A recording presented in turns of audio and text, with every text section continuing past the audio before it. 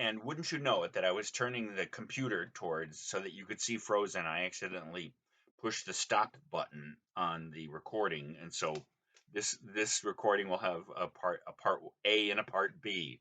So picking up for where Frozen came to say hello. So in part one, volume one, chapter three, if you remember, the social state is actually talking about the economic foundations of American life. And what's the key thing that he points out? That Americans, both North and South, abolished primogeniture, the the property-based foundations of aristocratic society and politics.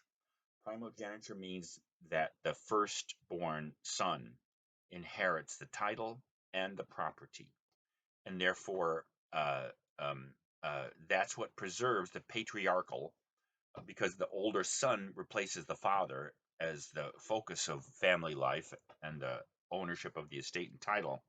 And of course, de Tocqueville points out this is the whole core. This is the economic foundation of aristocracy, because when when the first born son inherits, that has a tendency to preserve and concentrate economic holdings in one family. So as a result, family becomes this intergenerational phenomenon, and it becomes classes. In other words, in that universe, you are born. Your place in society is essentially determined by where you're born. If you're born into the aristocratic class, especially if you're the firstborn, then you essentially concentrate power. If you're born in the serf or the peasant class without property, then essentially you will. If you're born a serf, you'll die a serf. So, out of that social economic condition, de Tocqueville derives a whole plethora of aspects of American character.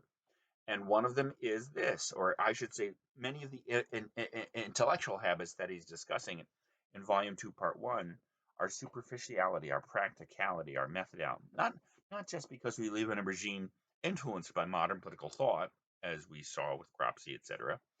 Um, and um, and he has a very fine discussion in this chapter, by the way, of some of the philosophic tendencies of Bacon and Descartes and the other Enlightenment authors.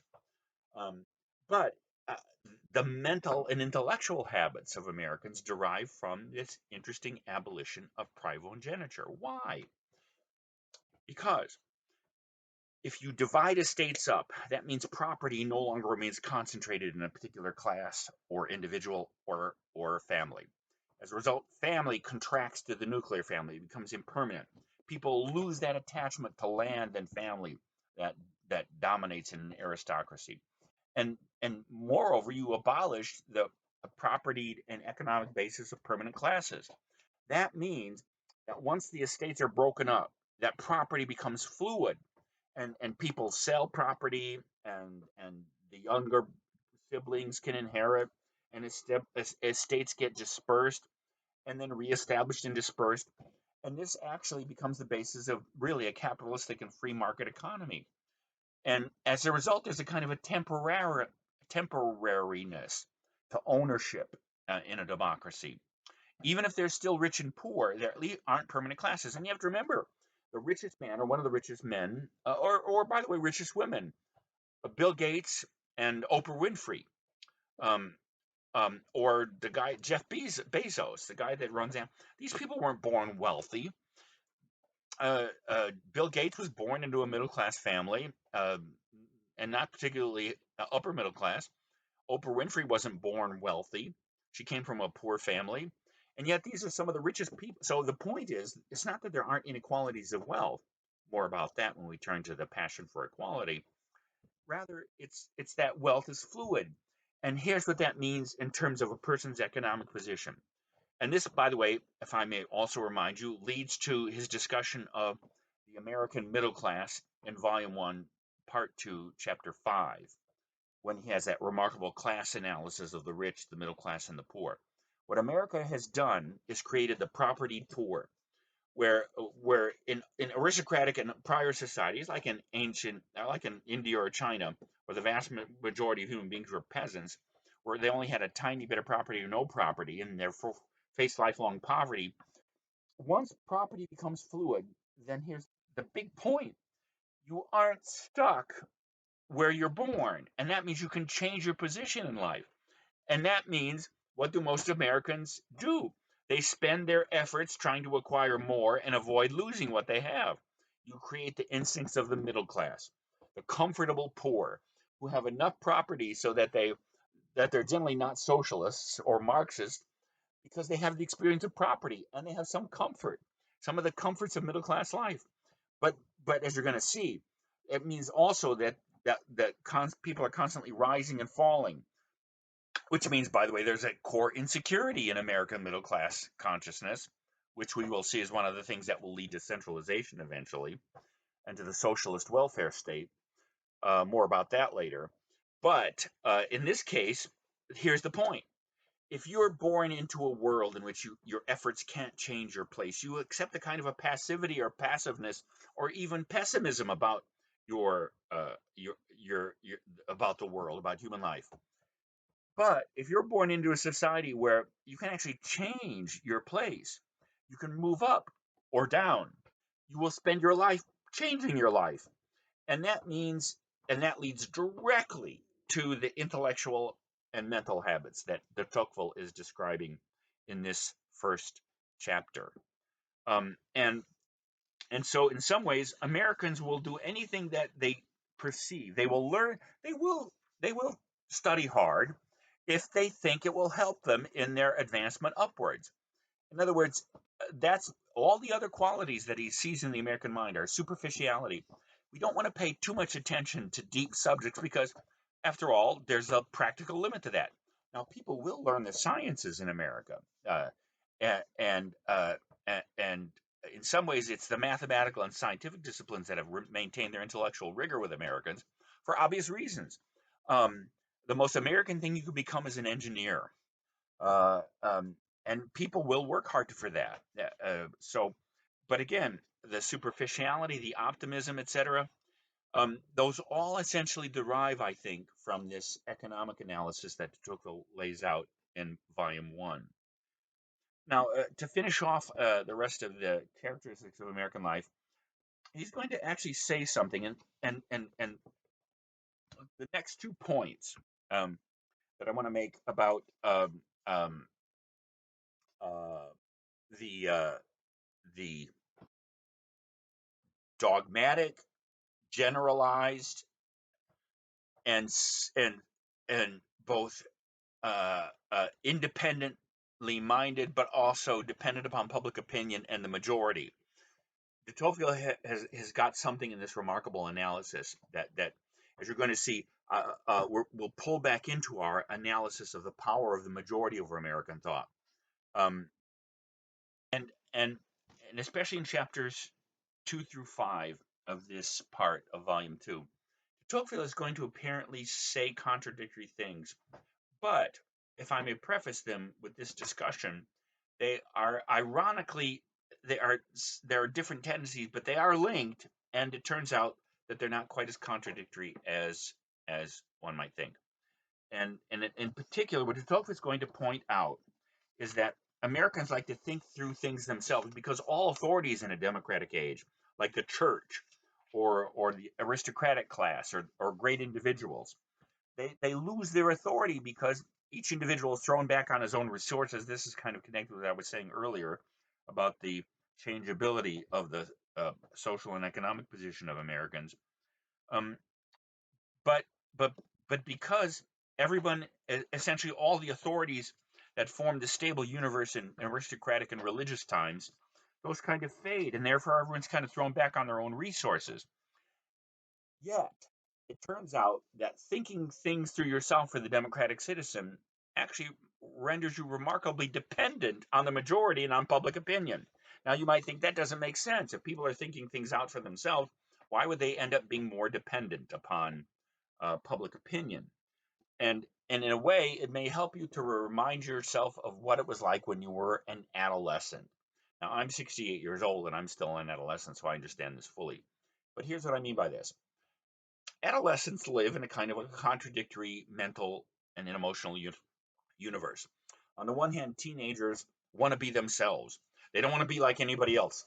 They want to be absolutely unique and not normal and different and counter to convention. They want to be their own person. Yet, they are also the most remarkably dependent on their friends' opinions. And for instance, the susceptibility to cyberbullying and social media distress. And in fact, one of the points I'm going to make here is that as the American social universe has moved towards online, all these tendencies that de Tocqueville has seen in majority thought, majority rule, majority tyranny, and the power of public opinion, and the stubborn independence and yet unique dependence on of Americans on public opinion and the majority has become even more anxious. And so I think it helps to remember that it's possible to actually have two contrary states of opinion in your head, and that you can like to think that you're working things out for yourself, and yet be remarkably dependent and susceptible to influences by your peer group and by the majority. And that's exactly what the Tocqueville says. The American mind were stubbornly self-reliant and skeptical, and also radically dependent on public opinion. Look at some of these remarkable passages, especially in chapter 2 of this section, volume 2, part 1. Um, on page 435, not only is public opinion the only guide left to aid private judgment, but its power is infinitely greater in democracies than elsewhere. This is in the middle towards the bottom part of page 435. In times of equality, men, being so like each other, have no confidence in others, but this same likeness leads them to place almost unlimited confidence in the judgment of the public. For they think it not unreasonable that, all having the same means of knowledge, truth will be found on the side of the majority. So, the same equality which makes him independent of each separate citizen leaves him isolated and defenseless in the face of the majority. So, the chapter from volume 1, part 2, 7 and 8, on the omnipotence of the majority, a majority will, majority rule, and majority tyranny, is in some ways what he's doing in this chapter, chapter 2, and the subsequent chapters in volume 2, part 1, is he's kind of analyzing this strange independence dependence at the same time. And the point is, as the majority, especially, and I think I would say that in social media, and this is what, by the way, you saw in the Orville episode, as the majority becomes more present in the mind of the individual, it actually, individual judgment and resilience against the majority begins to evaporate. And people actually become much more susceptible to being determined by majority thought and majority opinion. Now, some evidence for that, by the way, is not only the cancel culture or the things that I saw in the Orville episode, which were radically portrayed in that majoritarian society. But for instance, have you ever heard the expression? I know you've heard this kind of commercial before. 4 out of 5 doctors recommend. And if you think about it, that's a direct appeal to the rightness and authority of the majority, because clearly implicit in that is there must be something wrong with that fifth doctor. And so, in some ways, the very equality of the human mind in democratic times is what leaves you open to the notion that the majority, must be right. And so, what starts out as individual independence and skepticism on the individual level actually over time becomes a radical dependence and susceptibility to the influence of majority thought. So, the other thing I would put as evidence for this is if you study American politics and a society in the last 50 to 70 years, say since the end of World War II, I'm sorry, you'll notice, for instance, that public opinion polling has now become a constant feature of American public life. Every news show now will have some kind of uh, reporting about on this issue or that issue. The majority will, and by the way, both parties point to public opinion polling as authority for what they want. And so, in some ways, this constant obsession, almost to the point where some political observers believe that public opinion polling is beginning to undermine the legitimacy of elections. Because if you think about it, elections are periodic. Like the most frequent election under the Constitution is, of course, the election for House of Representatives. So, um, uh, but obviously, especially with statistical methods, with powerful computerized databases and computerization, we can and sophisticated public opinion polling. And look at the role in our elections, by the way, that public opinion of pollingism. And one of the stories in the 2020 election, of course, was depending how you do that polling, you can get it remarkably wrong. But my point here is that we are now in an endless love affair with our own opinions as majority. And when an opinion by public opinion polling is revealed to be a majority, that is referred to as an authority and actually does have an authority over people's minds. So, what you can find in these chapters is the internal dynamic of that power of the omnipotence of the majority that de Tocqueville laid out in chapters 7 and 8 of Volume 1, Part 2, and for the matter that you saw in the Orville episode.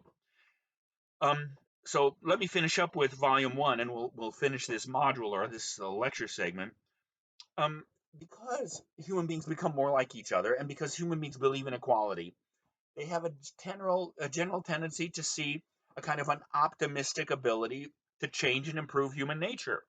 And out of this, Tocqueville derives the idea that, again, this reinforces this optimistic character of American thought. People think that you can solve any problem, personal, social, political, just with enough work and effort and methodical thought. Again, that's so American. And by the way, ultimately, that's why de Tocqueville thinks that modern democracies need tragedy but don't like tragedy, because tragedy reminds you of what can't be done in human life. But Americans don't like to think about that. And moreover, this leaves us with an endless appreciation of the new. And all you have to do is watch American commercial life for 2 seconds. And how many times? So I mentioned earlier the commercials where you hear 4 out of 5 doctors. In American commercial life, how many times have you heard new and improved? And in fact, Americans believe that because it is new, it is improved. So this generalization of the improvability of the human condition, combined with this optimism, makes Americans think that all aspects of life, um, not a problem. You can fix all that. Um, and so, in some ways, although I didn't ask you to read these sections, you might want to take a look at his comment on our literary and theatrical tastes too. Anyway, we'll come back to many of the themes of this section of our intellectual life.